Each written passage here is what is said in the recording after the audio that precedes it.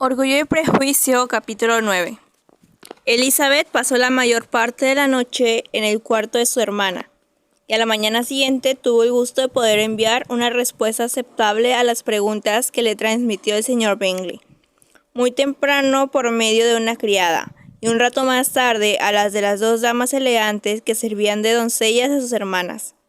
A pesar de esta mejoría, no obstante, pidió que se enviara una nota a Longbourn para pedir a su madre que visitara a Jane y juzgara por sí misma su situación. La nota se despachó al momento y su contenido se cumplió con la misma rapidez. La señora Bennet llegó a Netherfield acompañada de sus dos hijas menores poco después del desayuno de la familia. Si la señora Bennet se hubiera encontrado a Jane en situación de peligro evidente, se habría entristecido mucho, pero al comprobar que su enfermedad no era de cuidado, no sintió ningún deseo de que se recuperara inmediatamente, ya que su vuelta a la salud tendría la consecuencia probable de hacerle salir de Netherfield.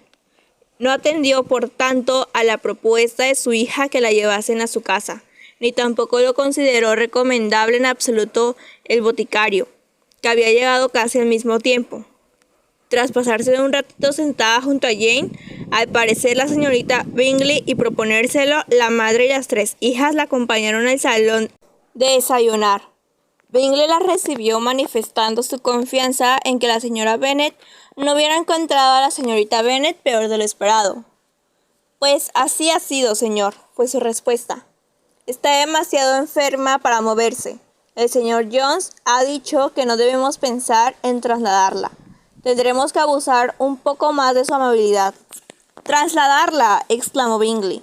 «Eso ni pensarlo. Estoy seguro de que mi hermana no querrá consentir que la trasladen». «Puede confiar usted, señora», dijo la señorita Bingley con fría corrección, «en que la señorita Bennet recibirá todas las atenciones posibles mientras siga con nosotros». La señora Bennet le dio las gracias con profusión. Francamente, añadió, «no sé qué habría sido de ella si no hubiera tenido tan buenos amigos, pues está muy enferma y sufre muchísimo, aunque con la mayor paciencia del mundo, como siempre, pues tiene sin falta el carácter más encantador que he conocido en mi vida. Suelo decir a mis otras niñas que no son nada al lado de ella.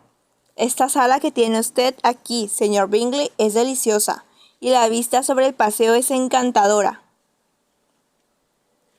No conozco ninguna casa de la comarca que se iguale a la de Netherfield. Espero que usted no piense abandonarla precipitadamente, aunque solo la haya alquilado por un periodo corto». «Yo lo hago todo con precipitación», respondió él, «y por tanto, si me resuelvo a salir de Netherfield, lo más probable es que me vaya al cabo de 5 minutos. De momento, no obstante, me considero establecido aquí de manera fija». «Es exactamente lo que habría supuesto yo de usted», dijo Elizabeth. «Empieza a comprenderme usted, ¿no es así?», exclamó él, volviéndose hacia ella. «Ah, sí, le entiendo perfectamente. Me gustaría tomarlo como un cumplido, pero me temo que es lastimoso que lo calen a uno con tanta facilidad. Pues así es, no se desprende la consecuencia de que un carácter profundo e intricado sea más o menos estimable que el de usted». «Lizzie», exclamó su madre, «acuérdate de dónde estás, y no te desmandes de esa manera salvaje que se te consiente en casa». «No sabía hasta ahora que fuera usted una estudiosa de los caracteres», añadió Bingley. «Debe de ser una materia de estudio entretenida». «Sí, pero los caracteres intricados son los más entretenidos. Tiene esa ventaja, al menos».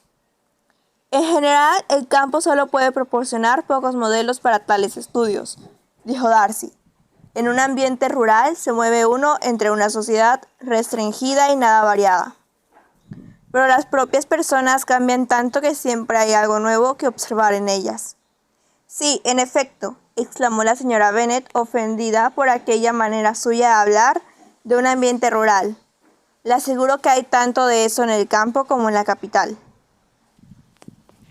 Todos se quedaron sorprendidos, y Darcy, tras mirarla un instante, se apartó en silencio.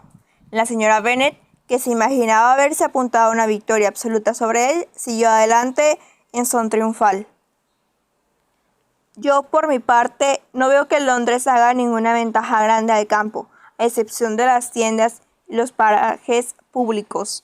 El campo es muchísimo más agradable, ¿verdad, señor Bingley? Cuando estoy en el campo nunca siento deseos de dejarlo, respondió él. Y cuando estoy en la capital, viene a pasarme lo mismo. Cada uno tiene sus ventajas y soy capaz de ser igualmente feliz en cualquiera de los dos. Sí, es porque tiene usted buena disposición, pero me ha parecido que ese caballero, dijo mirando al señor Darcy, creía que el campo no vale nada. La verdad, mamá, está usted equivocada, dijo Elizabeth. Ha entendido usted muy mal al señor Darcy. Lo único que ha querido decir era que en el campo no se conoce tanta variedad de gente como en la capital, cosa que usted misma debe reconocer que es cierta. Desde luego, querida, nadie lo niega, pero en lo que en esta comarca no se conoce a mucha gente, creo que hay pocas comarcas mayores. Yo sé que nosotros comemos con 24 familias. Bingley solo pudo guardar la compostura por atención a Elizabeth. Su hermana fue menos delicada y volvió los ojos hacia el señor Darcy, con una sonrisa muy expresiva. Elizabeth, por decir algo que hiciera cambiar de conversación a su madre, preguntó entonces si Charlotte Lucas había estado en Lombard desde que se había marchado ella. Sí, vino ayer de visita con su padre. ¡Qué hombre tan agradable es Sir Williams!, ¿verdad, señor Bingley? Un hombre tan a la moda. ¡Qué gentil y desenvuelto! Siempre tiene algo que decir a todo el mundo. En eso creo que yo consiste la buena educación. Y esas personas que imaginan muy importantes y no abren nunca la boca, la entienden muy mal. ¿Cenó Charlotte con ustedes? Me parece que hacía falta para ayudar a preparar unos pasteles de carne. Yo, por mi parte, señor Bingley, siempre tengo sirvientes que son capaces de hacer su trabajo ellos solos. Mis hijas se han criado de una manera muy diferente, pero que juzgue cada uno por sí mismo. Y las Lucas son unas niñas muy buenas, se lo aseguro. Lástima que no sean hermosas. Tampoco es que considere que Charlotte sea muy fea, pero es que es amiga íntima nuestra. Parece una joven muy agradable. Oh, sí, desde luego. Pero debe reconocer usted que es muy fea. La propia Lady Lucas lo ha dicho con frecuencia y ha enviado la belleza de mi Jane. No me gusta presumir de mi propia hija, pero sin duda Jane no es corriente ver a nadie más agraciada. Lo dice todo el mundo. No me dejo llevar por mi propia parcialidad. Cuando solo tenía 15 años, había un hombre en el establecimiento de mi hermano Gardiner en la capital, que estaba tan enamorado de ella que mi cuñada estaba segura que le pediría relaciones antes de que nos marchásemos. Pero no lo hizo. Puede que le pareciera demasiado joven, no obstante, escribió unos versos sobre ella y eran muy lindos. Y así concluyó su afecto, dijo Elizabeth con impaciencia. Me imagino que ha habido muchos afectos superados del mismo modo. Me pregunto quién sería el primero que descubrió la eficacia de la poesía para expulsar al amor. Yo he acostumbrado a considerar que la poesía alimenta el amor, dijo Darcy. Puede que alimente un amor bueno, robusto y sano. A lo que ya es fuerte todo lo nutre, pero si no es más que una inclinación leve, tenue, estoy convencida de que basta con un buen soneto para consumirla del todo. Darcy se limitó a sonreír, y la pausa general subsiguiente hizo temblar a Elizabeth por miedo a que su madre volviera a ponerse en evidencia. Quería hablar, pero eso no le ocurría nada que decir. Y tras un breve silencio, la señora Bennet empezó a dar de nuevo las gracias al señor Bingley y por su amabilidad con Jane, junto con sus disculpas por molestarlo también con Lizzie. El señor Bingley respondió con una corrección nada afectada y obligó a su hermana menor a responder también con corrección y a decir lo que hacía al caso. La verdad es que ella representó su papel sin mucha cortesía, pero la señora Bennet quedó satisfecha y pidió poco después su coche. A esta señal se adelantó la menor de sus hijas. Las dos muchachas habían pasado toda la visita susurrando entre ellas, y lo que salió de ello fue que la más pequeña recordase al señor Bingley que había prometido a su llegada dar un baile en Netherfield. Lidia era una muchacha recia, crecida de 15 años, de tez hermosa y rostro de buen humor, favorita de su madre, cuyo afecto la había llevado a presentarla en público desde una edad temprana. Tenía mucha energía física y una especie de confianza natural en sí misma que había aumentado hasta convertirse en seguridad gracias a las atenciones de los oficiales, que la aceptaban bien por las buenas comidas de su tío y por los modales desenvueltos de ella misma. Fue capaz, por tanto, de abandonar al señor Bingley sobre la cuestión del baile, y le recordó abruptamente que sería lo más vergonzoso del mundo que no cumpliera su palabra.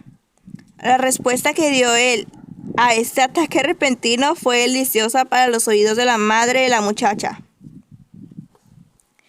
Estoy completamente dispuesto a mantener mi compromiso, se lo aseguro. Y cuando se haya recuperado su hermana, usted misma dirá el día en que se ha de celebrar el baile, si gusta. Pero no querrá usted bailar estando ella enferma. Lidia se dio por satisfecha. Oh, sí, será mucho mejor esperar a que Jane esté buena. Y por entonces es muy probable que el capitán Carter esté de nuevo en Meryton. Y cuando usted haya celebrado su baile, añadió, me empeñaré en que ellos también celebren otro. Dirá el coronel Foster que sería vergonzoso que no lo hiciera. La señora Bennet y su hija se marcharon acto seguido. Elizabeth regresó al instante junto a Jane, dejando a las dos damas y al señor Darcy que comentaran su conducta y la de sus parientes, aunque no pudieron convencer a este último para que se sumara a las censuras que pronunciaron contra ella, a pesar de todos los comentarios ingeniosos que hizo la señorita Bingley sobre los ojos hermosos. Capítulo 10. El día transcurrió de manera muy parecida a la anterior. La señorita Hurst y la señorita Bingley habían pasado varias horas en la mañana con la enfermera, que siguió mejorando, aunque despacio, y Elizabeth se reunió con su grupo en el salón al caer la tarde. Sin embargo, no apareció la mesa de Loo. El señor Darcy escribía y la señorita Bingley, sentada cerca de él, observaba la redacción de la carta y le llamaba la atención repetidas veces dándole recados para su hermana. El señor Hurst y el señor Bingley jugaban al piquet y la señora Hurst observaba la partida. Elizabeth tomó una labor de aguja y encontró bastante entretenimiento en atender a lo que pasaba entre Darcy y su compañera. Las alabanzas perpetuas de la dama, ya fueran por su buena letra o por la regularidad de las líneas, por la extensión de su carta, junto con la indiferencia absoluta con que se recibían sus lisonjas, formaban un diálogo curioso que concordaba exactamente con la opinión que tenía Elizabeth de cada uno de los dos. ¿Cuánto agradará a la señorita Darcy recibir una carta como esta? Él no respondió. Escribe usted con una rapidez poco común. Se equivoca usted. Escribo más bien despacio. ¿Cuántas cartas tendrá usted que escribir al año? Y cartas de negocios, además. Qué repelentes me parecerían a mí. Entonces es una suerte que me toque a mí escribirlas en vez de a usted. Le ruego que diga a su hermana que tengo ganas de verla. Ya se lo he dicho una vez a petición de usted. Mucho me temo que tiene usted mala pluma. Permítame que se la corte. Corto muy bien las plumas. Muchas gracias. Pero siempre me las corto yo mismo. ¿Cómo se las arregla usted para escribir con letra tan regular? Él guardó silencio. Dígale a su hermana que me complace mucho saber cuánto ha mejorado con el arpa. Y le ruego que le comunique que el diseñito que ha mandado para una mesa me tiene rebotada, que lo considero infinitamente superior al de la señorita Crankley. ¿Me autoriza usted a dejar sus arrebatos hasta una nueva carta? Ahora no me queda sitio para hacerles justicia. Oh, no tiene importancia, la veré en enero. Pero, ¿le escribe usted siempre unas cartas tan largas y encantadoras, señor Darcy? Suelen ser largas, aunque no me corresponde a mí decir si son siempre encantadoras. A mí me parece de regla fija que la persona que sabe escribir una carta larga con soltura no puede escribir mal. Eso no le sirve a Darcy como cumplido, Caroline, exclamó el hermano de esta. Pues no escribe con soltura, es demasiado aficionado a las palabras de 4 sílabas, ¿verdad, Darcy? Mi estilo de redacción es muy distinto del tuyo. Oh, exclamó la señorita Bingley. Charles escribe de la manera más descuidada que se pueda imaginar. Se come la mitad de las palabras y emborrona la otra mitad. Las ideas me fluyen con tanta rapidez que no tengo tiempo de expresarlas, a consecuencia de lo cual a veces mis cartas no comunican ninguna idea en absoluto a mis corresponsales. Su humildad, señor Bingley, lo pone por encima de los reproches, dijo Elizabeth. Nada más engañoso que la humildad aparente, dijo Darcy. Con frecuencia no es más que un desprecio a la opinión de los demás, y a veces es jactancia indirecta. ¿Y de cuál de las dos cosas calificarías mi último pequeño ejemplo de modestia? De jactancia indirecta, pues en realidad estás orgulloso de tus defectos como escritor, ya que los consideras fruto de una rapidez de pensamiento y un descuido en la ejecución que juzgas, si no estimables, al menos muy interesantes. El que está dotado de la capacidad de hacer algo con rapidez siempre la valora mucho y en muchos casos sin prestar atención alguna a la imperfección de la ejecución. Cuando dijiste a la señorita Bennet esta mañana que si te resolvías a marcharte de Netherfield te irías al cabo de 5 minutos, lo dijiste con una especie de panegírico, de cumplido hacia ti mismo. Sin embargo, ¿qué tiene loable una precipitación con la que deberías dejar sin resolver muchos asuntos necesarios y que no podría aportar ninguna ventaja verdadera a ti mismo ni a nadie? No, exclamó Bingley, esto es demasiado. Recordar por la noche todas las tonterías que se dijeron por la mañana, y con todo te doy mi palabra de honor que creo que lo que dije de mí es cierto. Y lo sigo creyendo, por tanto al menos no me arrogué una precipitación innecesaria de carácter, con el único fin de presumir delante de las damas. Yo diría que lo creías, pero no estoy convencido ni mucho menos de que te fueras a marchar con tal celeridad. Tu conducta dependería de la suerte tanta o más que la de cualquier hombre que yo conozca. Y si en el momento en que te montabas en tu caballo un amigo tuyo te dijera, Bingley, sería mejor que te quedaras hasta la semana que viene, lo más probable es que lo hicieras, que no te marcharas, y con una palabra más podrías quedarte un mes entero. Lo único que ha demostrado usted con esto es que el señor Bingley no hizo justicia a su propia disposición, exclamó Elizabeth. Acaba de poner de manifiesto usted su carácter mucho más de lo que puso él mismo. Me complace enormemente que convierta usted lo que dice mi amigo en un cumplido a la bondad de mi temperamento, dijo Bingley. Pero me temo que le está dando usted una aplicación que no era la que pretendía el caballero, ni mucho menos, pues sin duda él tendría mejor concepción de mí si en tal circunstancia yo respondiera con una negativa firme y me marchara a todo golpe. ¿Consideraría entonces el señor Darcy que la precipitación de sus intenciones primitivas quedaría reparada por su terquedad en aferrarse a ellas? No soy capaz de explicar la cuestión con exactitud. Palabra, deberá hablar el propio Darcy. Espera usted que justifique unas opiniones que ha dado en atribuirme, pero yo no he reconocido, con todo consistiendo en que el caso sea tal como lo expone usted.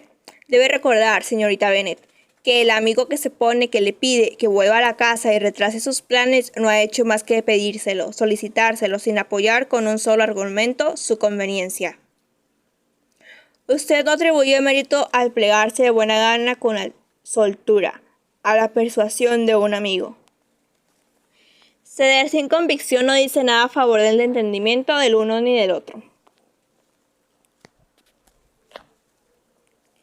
Me parece, señor Darcy, que no cuenta usted en absoluto con la influencia de la amistad y el efecto. La consideración hacia el que nos pide algo nos hace ceder con frecuencia y de buena gana a la que nos pide, sin esperar ningún argumento que nos convenza. No estoy hablando en concreto de un caso como el que ha supuesto usted acerca del señor Bingley. Quizá debamos esperar a que se presente la circunstancia para discutir entonces la cordura de su conducta en la misma. Pero en los casos generales y corrientes entre amigo y amigo, y en los que uno pide al otro que cambie una resolución de poca importancia, ¿tendría usted mal concepto de la persona por haber cedido a la petición sin esperar a dejarse convencer con argumentos?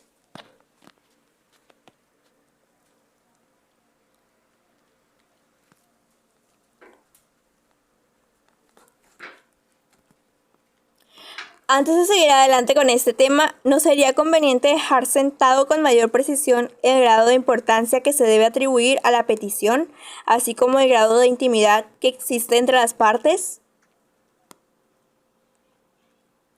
No faltaría más, exclamó Bingley. Oigamos todos los detalles sin olvidar la talla y el tamaño relativo de los dos, pues esto tiene mayor peso en la discusión de lo que usted podría creer, señorita Bennet. Le aseguro que si Darcy no fuera un sujeto tan grande y tan alto comparado conmigo, yo no lo trataría con tanta deferencia. Afirmo que no conozco ningún objeto más espantoso que Darcy en ciertas ocasiones y en ciertos lugares, sobre todo en su casa y los domingos por la tarde, cuando no tiene nada que hacer. El señor Darcy sonrió, pero a Elizabeth le pareció que estaba más bien ofendido y por lo tanto contuvo la risa. La señorita Bingley se quejó con calor del ultraje que había sufrido Darcy, riñendo a su hermano por decir tales disparates. Advierto tus designios, Bingley, dijo el amigo de este. No te gustan las discusiones y quieres acallar esta. Puede que sí. Las discusiones se parecen demasiado a las disputas. Mucho os agradecería a la señorita Bennet y a ti si quisieras aplazar la vuestra hasta que yo me haya marchado de la sala. Entonces podréis decir de mí lo que queráis. Lo que pide usted no representa ningún sacrificio por mi parte, dijo Elizabeth, y al señor Darcy le conviene mucho más terminar de escribir su carta. El señor Darcy consiguió su consejo y terminó de escribir su carta en efecto. Cuando hubo concluido esta tarea, solicitó a la señorita Bingley y a Elizabeth que lo obsequiaran con algo de música. La señorita Bingley corrió al piano con alguna presteza y después de pedir cortésmente a Elizabeth que comenzara ella y de que ésta rehusara con la misma cortesía y más sinceridad, se sentó. La señora Hurst cantó con su hermana, y mientras estaban ocupadas en ello, Elizabeth hojeaba algunos libros de partituras que estaban sobre el instrumento, y no pudo menos de observar con cuánta frecuencia se clavaban en ella los ojos del señor Darcy. Apenas era capaz de figurarse que pudiera ser objeto de la admiración de un hombre tan grande. Sin embargo, sería todavía más extraño que la mirara porque no le agradase. Con todo, lo único que se pudo figurar al fin fue que había llamado su atención por haber en ella algo más erróneo y reprensible, según el concepto que tenía él de lo correcto, que en cualquiera otra de las personas presentes. Esta suposición no la lastimó. Lo apreciaba demasiado poco como para que le importase merecer o no su aprobación. Después de interpretar unas canciones italianas, la señorita Bingley cambió el ambiente con una animada melodía escocesa, y poco después el señor Darcy se acercó a Elizabeth y le dijo: ¿No siente usted gran inclinación, señorita Bennet, de aprovechar esta oportunidad de bailar un reel? Ella sonrió, pero no contestó. Él repitió la pregunta, algo sorprendido de su silencio. «Oh», dijo ella, ya la había oído la primera vez, pero no había sido capaz de terminar una respuesta inmediata. Sé que usted quería que dijera que sí para gozar del placer de despreciar mi gusto, pero yo me complazco siempre de desbaratar los planes de este tipo y en privar a las personas de la vileza que maquinan. Por lo tanto, me he decidido decirle que no quiero bailar un reel en absoluto. Y ahora desprecieme usted si se atreve. Desde luego que no me atrevo. Elizabeth, que había esperado más bien que se sintiera afrentado, se maravilló de su galantería, pero los modales de Elizabeth tenían una mezcla de dulzura y malicia que le hacían difícil afrentar a nadie. Y Darcy no se había sentido jamás tan hechizado por una mujer como lo estaba por ella. Creía verdaderamente que podía llegar a correr peligro si no fuera por la bajeza de la familia de ella. La señorita Bingley sospechó lo suficiente como para ponerse celosa y sus deseos de quitarse de encima a Elizabeth apoyaron un poco la gran impaciencia que sentía por la mejoría de su querida amiga Jane. Intentó con frecuencia provocar en Darcy el desagrado por su huésped, hablando de su supuesto matrimonio y esbozando la felicidad de que gozaría él con tal enlace. «Espero que haga usted algunas indicaciones a su suegra», dijo mientras paseaba juntos por el jardín al día siguiente, «cuando tenga lugar el feliz evento sobre la conveniencia de que contenga la lengua y se alcanza tanto que cubre a las muchachas menores de la costumbre de perseguir a los oficiales. Y si me es lícito tocar un tema tan delicado, procure usted frenar ese algo que tiene su dama y que roza la presunción y la impertinencia». ¿Tiene usted algo más que proponerme para mi felicidad doméstica? Oh, sí, que haga usted poner los retratos de su tío y tía políticos, los Phillips, en la galería de Pemberley. Colóquelos junto a los de su tío abuelo el juez. Pertenecen a la misma profesión, sabe usted, solo que en ramos diferentes. En cuanto al retrato de su Elizabeth, no deberá mandarlo a hacer, pues ¿qué pintor podría hacer justicia a esos ojos tan hermosos?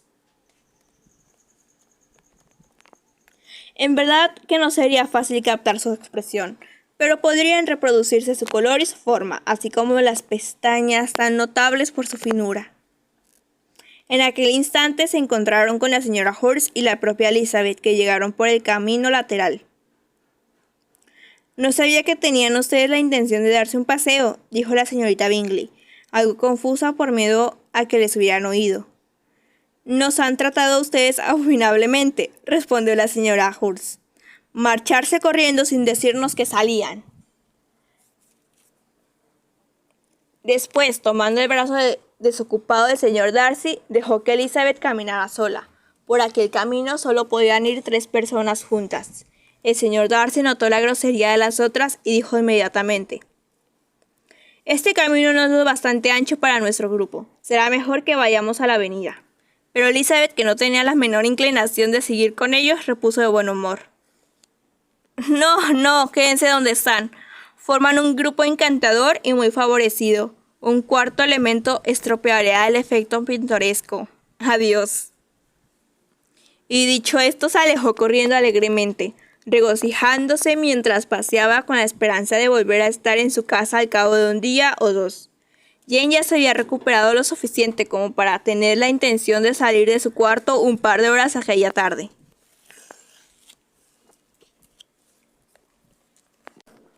Capítulo 11.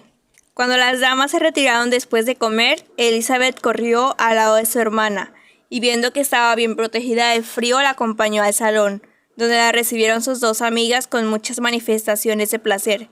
Elizabeth no las había visto jamás tan agradables como lo estuvieron durante la hora que transcurrió hasta que aparecieron los caballeros.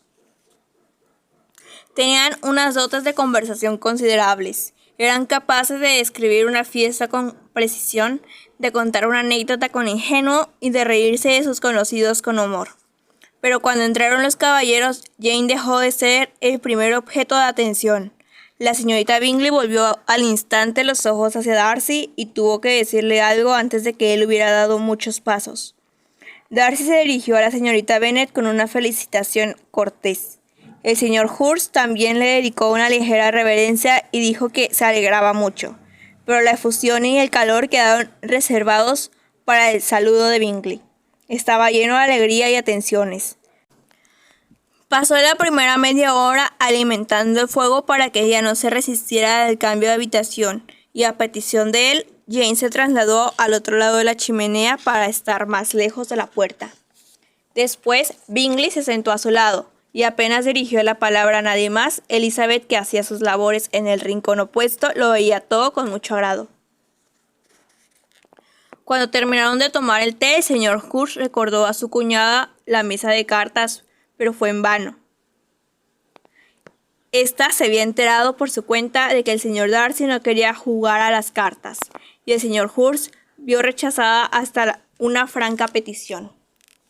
Ella le aseguró que nadie se proponía jugar, y el silencio que guardaron todos los presentes sobre el asunto pareció justificarla.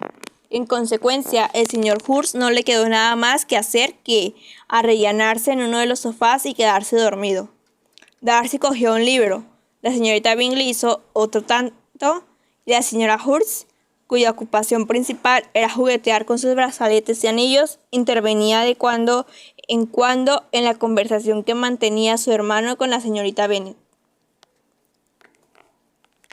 La señorita Bingley estaba tan ocupada en observar cómo avanzaba el señor Darcy en la lectura de su libro como en leer el de ella, y no dejaba de hacerle preguntas o de mirar la página que leía él. Sin embargo, no fue capaz de hacerle establecer conversación alguna. Él se limitaba a responder a su pregunta y seguía leyendo. Por fin, agotada por el intento de entretenerse con su propio libro, que solo había elegido por tratarse del segundo volumen de la obra que leía él, soltó un gran bostezo y dijo: «Qué agradable es pasar una velada de esta manera. Digo yo que, al fin y al cabo, no hay placer como el de leer. Cuanto antes se cansa uno de cualquier cosa que de un libro. Cuando tenga casa propia, me sentiré desgraciada si no tengo una biblioteca excelente». Nadie dio ninguna respuesta. Entonces volvió a bostezar, tiró su libro y recorrió la sala con la vista buscando algo con que entretenerse.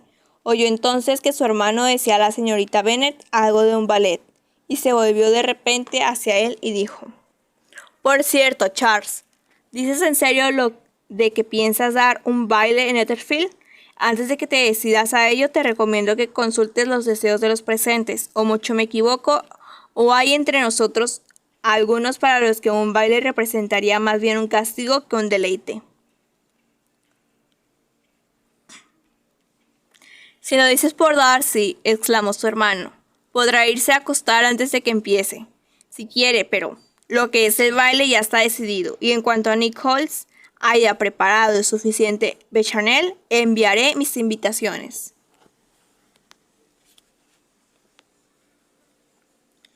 «Me gustarían infinitamente más los bailes si se llevaran a cabo de manera diferente», repuso ella, «pero el proceso habitual de estos actos tiene un cierto tedio insoportable.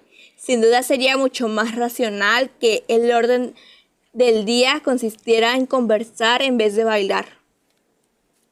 «Yo diría que sería mucho más racional, Caroline querida, pero entonces no se parecería tanto, ni con mucho, a un baile». La señorita Bingley no respondió, y al poco rato se levantó y empezó a pasearse por la sala. Tenía una figura elegante y caminaba bien, pero Darcy, a quien iba dirigido todo ello, seguía sumido en su estudio. Desesperada, decidió hacer un intento más y, dirigiéndose a Elizabeth, dijo: «Señorita Elizabeth Bennet, permítame que la persuada a darse una vuelta por la sala como hago yo. Le aseguro que es muy refrescante después de pasarse tanto rato sentada en una misma postura». Elizabeth se quedó sorprendida, pero accedió a ello inmediatamente. La señorita Bingley también consiguió el verdadero objetivo de su solicitud cortés. El señor Darcy levantó la vista. Le produjo tanta novedad aquella atención como podía producírsela a la propia Elizabeth, y cerró inconscientemente su libro. Lo invitaron al momento a sumarse al grupo, pero él rehusó, observando que solo se le ocurrían dos motivos para que ellas quisieran pasear juntas sala arriba y sala abajo, y que si se unían a ellas obstaculizaría cualquiera de los dos. «¿Qué querrá decir? Me muero de ganas de saber lo que quiere decir con eso», dijo la señorita Bingley, y preguntó a Elizabeth si entendía algo de aquello. «En absoluto», respondió ella, «pero puede confiar usted en que se propone ser severo con nosotras. y la mejor manera de desilusionarlo será no preguntarle nada al respecto. La señorita Bingley, no obstante, era incapaz de desilusionar en nada al señor Darcy, e insistió por lo tanto en pedir una explicación de cuáles eran los dos motivos que decía. No tengo la más mínima objeción de explicarlos, dijo el señor Darcy, en cuanto ella le dejó hablar. O bien han elegido esta manera de pasar la tarde porque son confidentes y tienen que debatir asuntos secretos, o porque son conscientes de que sus figuras lucen mejor caminando. Si se da el primer caso, yo no haría más que estorbarlas, y si el segundo, podré admirarlas mucho mejor sentado junto al fuego. ¡Oh, qué escándalo!, exclamó la señorita Bingley. No había oído nunca una cosa tan abominable. ¿Cómo lo castigaremos por haber dicho tales cosas? Nada más fácil si esa es su inclinación, dijo Elizabeth. Todos podemos fastidiarnos y castigarnos los unos a los otros. Hágale rabiar. Ríase de él. Siendo amiga íntima suya como es usted, sabrá el modo de hacerlo. Pero no lo sé. Palabra de honor, le aseguro a usted que eso no me lo ha enseñado todavía ni amistad íntima. Hacer rabiar a hombre con modales tranquilos y presenciar de ánimo, no, me parece que en este terreno nos puede plantar cara. Y en cuanto a la risa, no nos podremos en evidencia. Si a usted le parece bien, intentando reírnos sin tener de qué, el señor Darcy se puede felicitar a sí mismo. ¿Que no se puede reír una del señor Darcy?, exclamó Elizabeth. Esta es una ventaja poco común, y espero que siga siendo poco común, pues lo que es a mí me parecería una gran pérdida conocer a mucha gente, con lo que me gusta reírme. La señorita Bingley me atribuye más de lo justo, dijo él. Hasta los hombres más sabios y mejores, más aún, hasta los actos más sabios y mejores de estos pueden ser puestos en ridículos por una persona cuyo primer objetivo en la vida es la broma. Desde luego que existen personas así, repuso Elizabeth, pero espero no ser yo una de ellas. Espero no ridiculizar jamás lo sabio y lo bueno. Las locuras y los disparates, los caprichos y los despropósitos sí que me divierten, lo reconozco y me río de ellos siempre que puedo. Pero supongo que de estas cosas es precisamente de las que carece usted. Quizá nadie pueda carecer de ellas. No obstante, he aspirado toda mi vida a evitar aquellas debilidades que suelen exponer al ridículo a un entendimiento vigoroso, tales como la vanidad y el orgullo.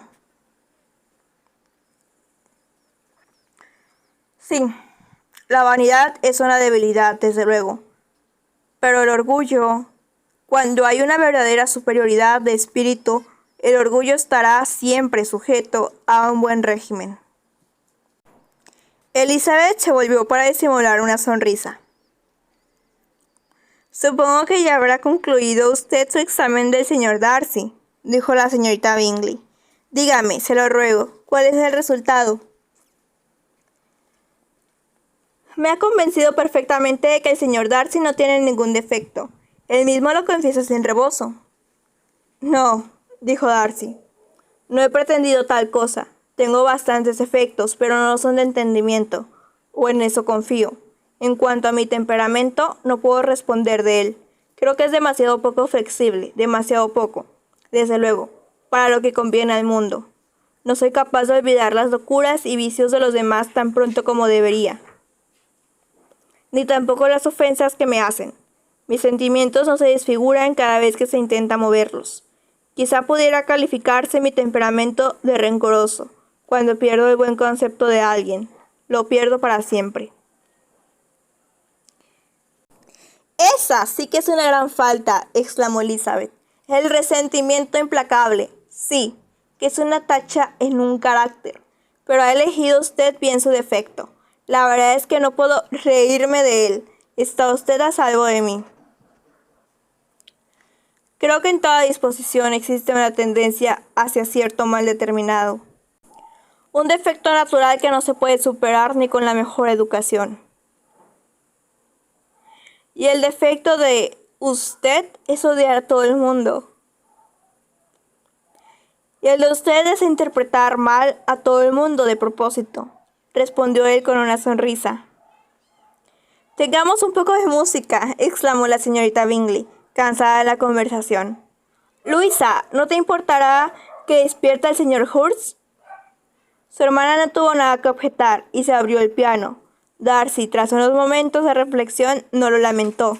Empezaba a percibir los peligros de prestar demasiada atención a Elizabeth.